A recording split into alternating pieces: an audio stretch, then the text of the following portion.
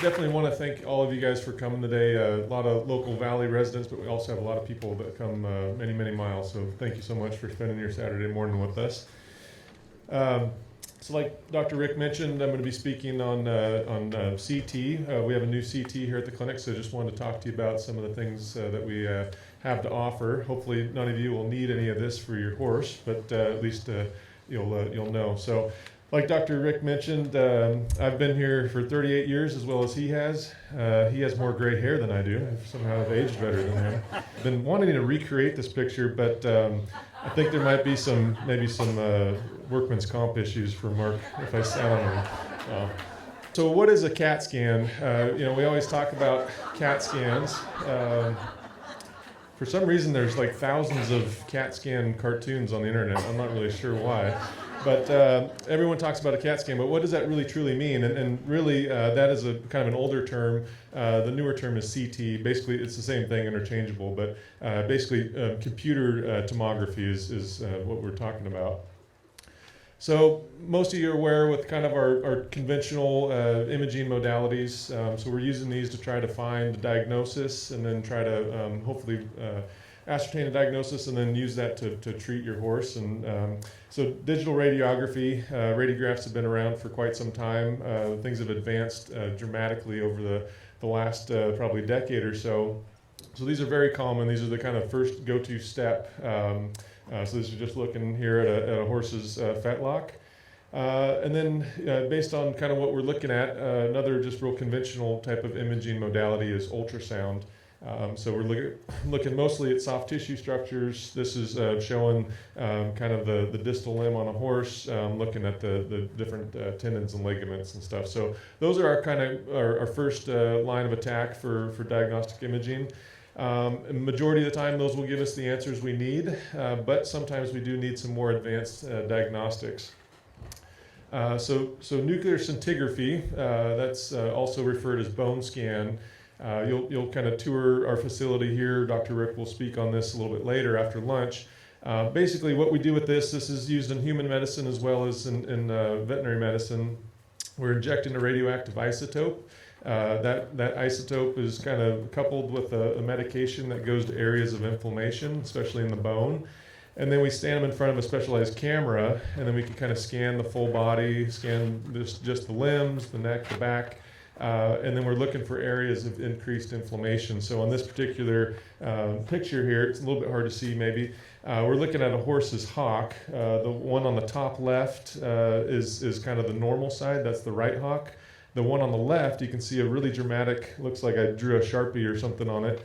And that's an area of severe inflammation. This particular horse had a stress fracture within the small cuboidal bones in the hock. So that's nuclear scintigraphy. Sometimes we kind of need to move on and do what we call cross-sectional imaging.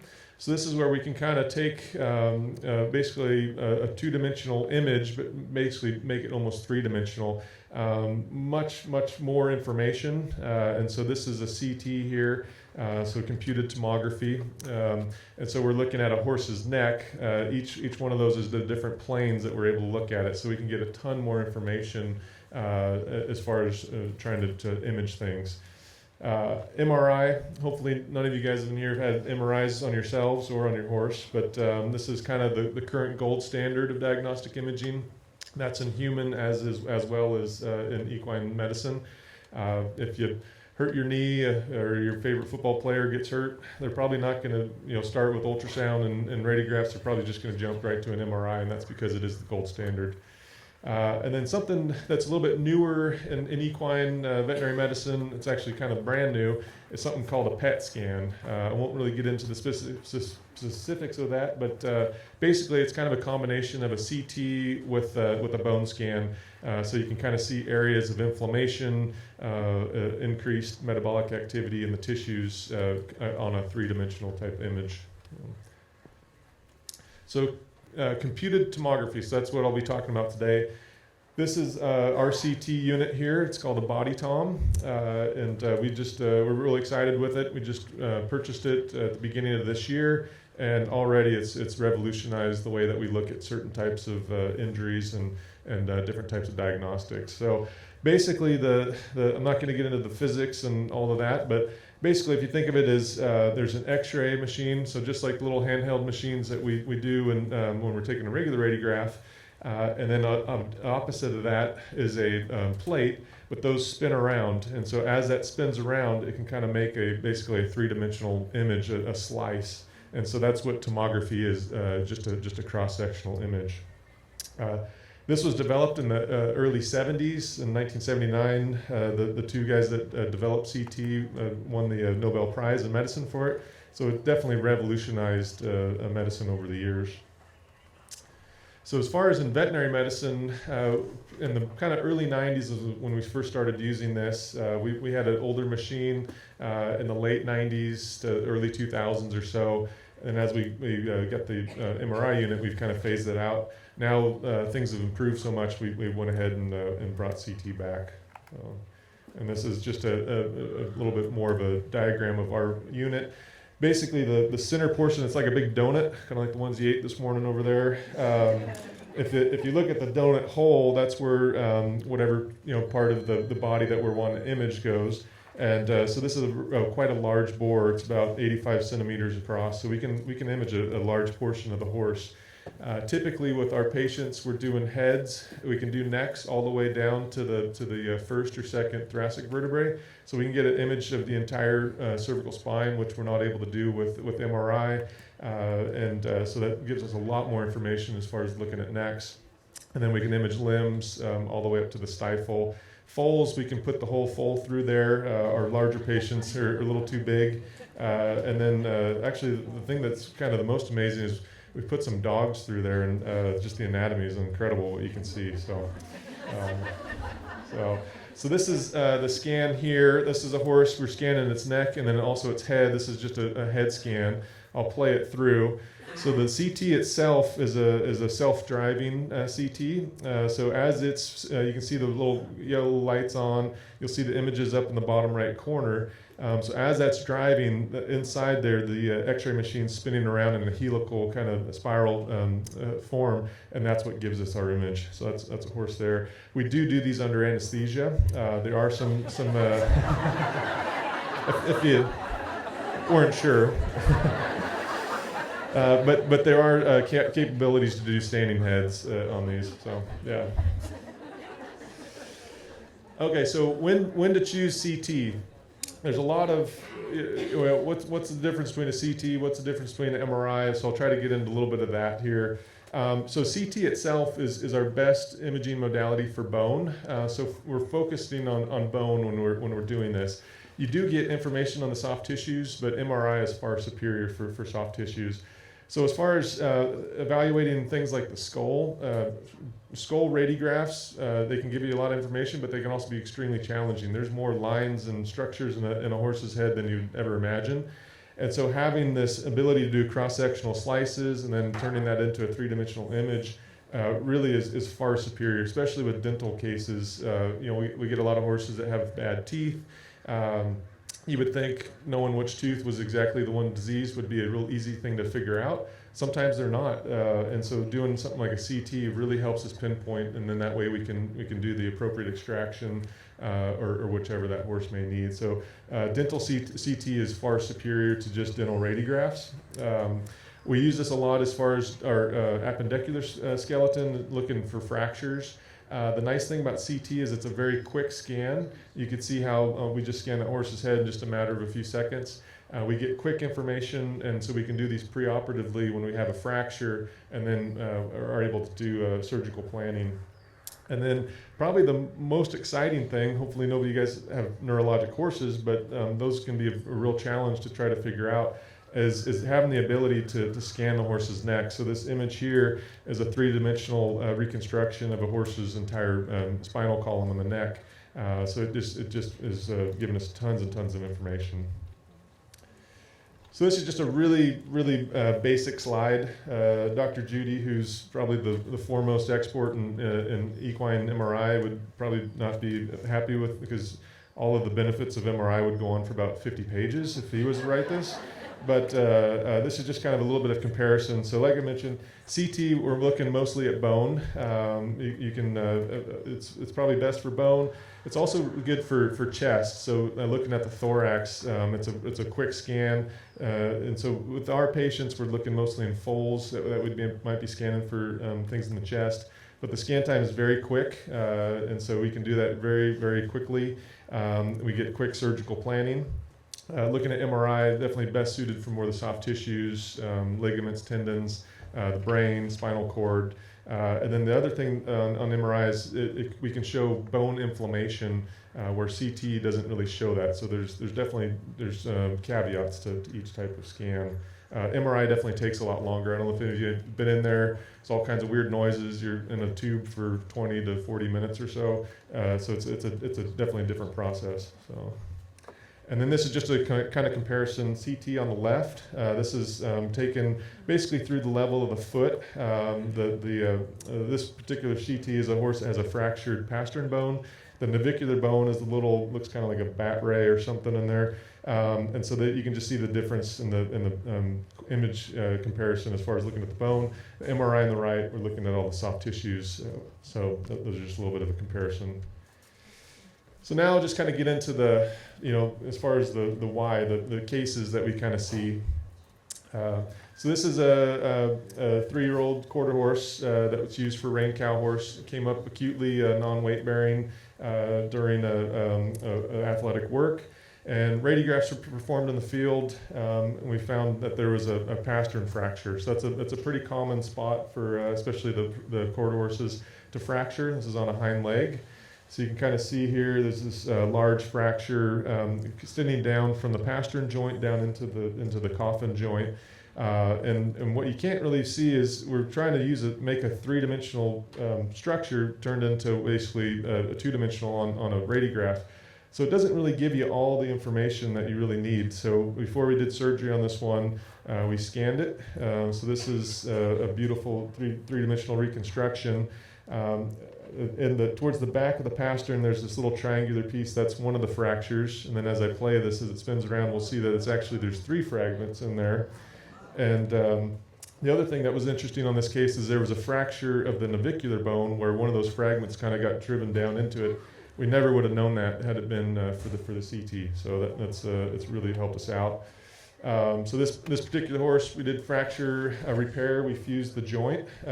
This was just a couple months ago. The mare's doing really well. Hopefully, being on a hind limb, she should be able to return to athletic performance. So that really helped us out for our diagnostics. This one was on Facebook a couple weeks ago. I don't know if any of you guys are Facebookers, but this is a poor mare that we don't have a lot of thunderstorms around here. But we did have a rare thunderstorm, spooked her. She ran into a stall and smashed her face in pretty good.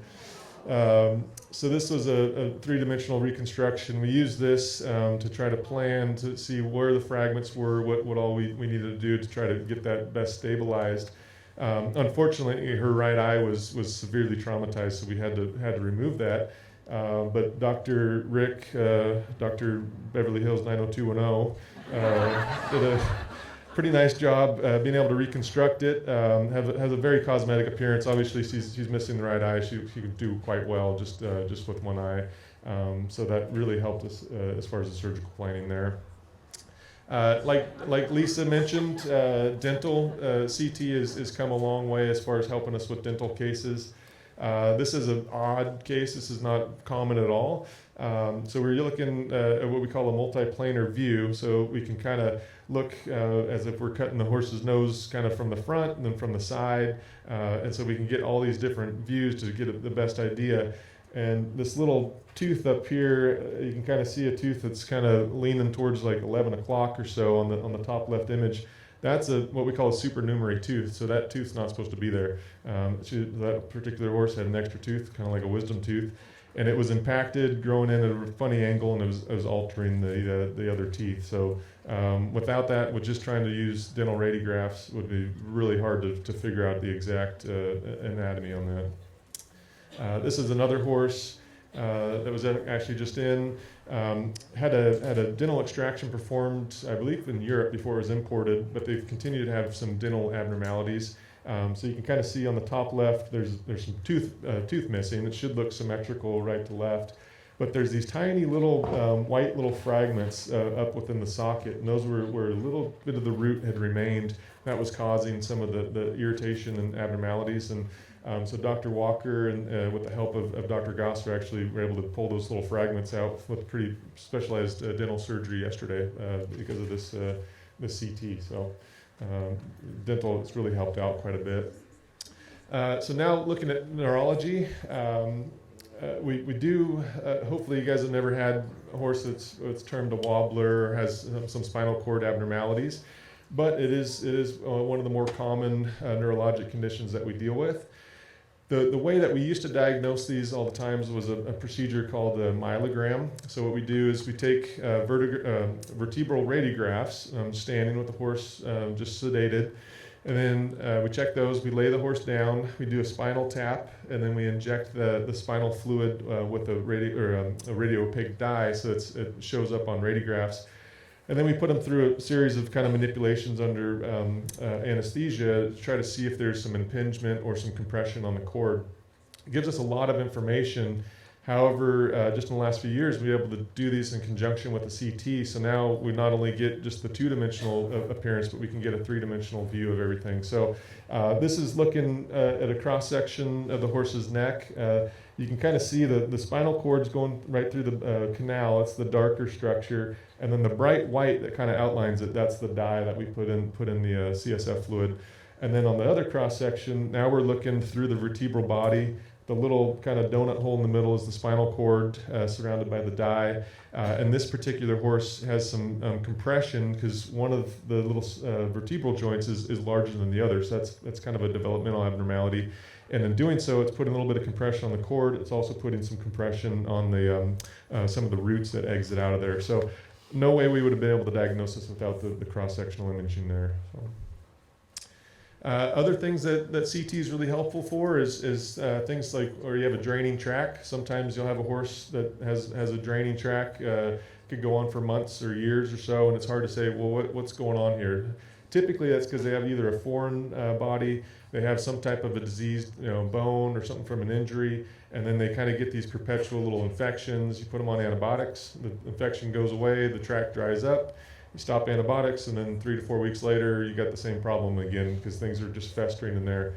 So this is a horse on the left-hand side that had that scenario. You can kind of see there'll be a real bright white little line that kind of dances around in there as we're going up the limb, and that's the actual draining tract. So it's like a little tube where the tissue kind of walls off, and we were able to put some contrast in there, and it actually ends up going into a little tiny little bone sequestrum in the coffin bone. We were able to do surgery to remove that, and the horse has done quite a bit better. But without the CT, it would have been really challenging to try to diagnose this.